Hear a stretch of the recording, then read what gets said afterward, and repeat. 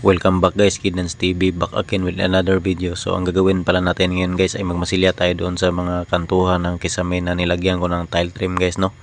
So ayan yung gamit ko na skim coat ay Pioneer Pro skim coat. So isa din yan sa matibay at super kinis na guys, no, skim coat o kaya super fine.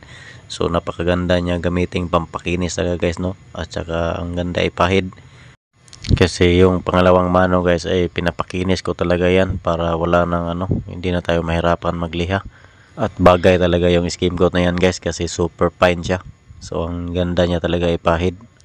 At saka hindi yan siya nag-aalikabok guys kapag natuyo. Pag sinalat mo walang maglaglaga ng mga powder o kaya pulbo.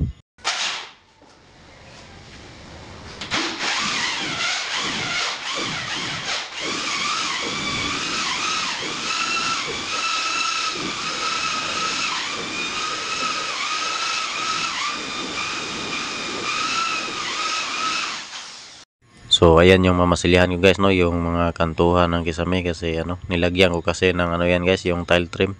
Kasi wala namang mabilhan dito sa amin ng corner bead. Kaya tile trim yung nilagay ko diyan guys para tuwid talaga yung kanto at saka sharpness. Ma-maintain yung sharpness niya. At saka maganda tignan, hindi masakit sa mata.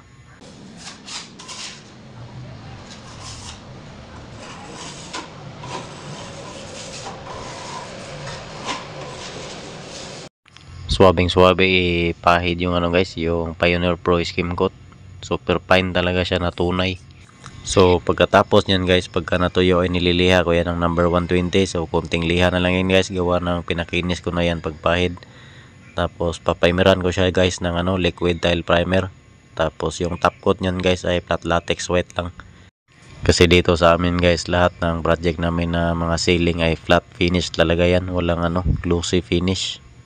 Kasi yan na yung uso dito sa amin guys.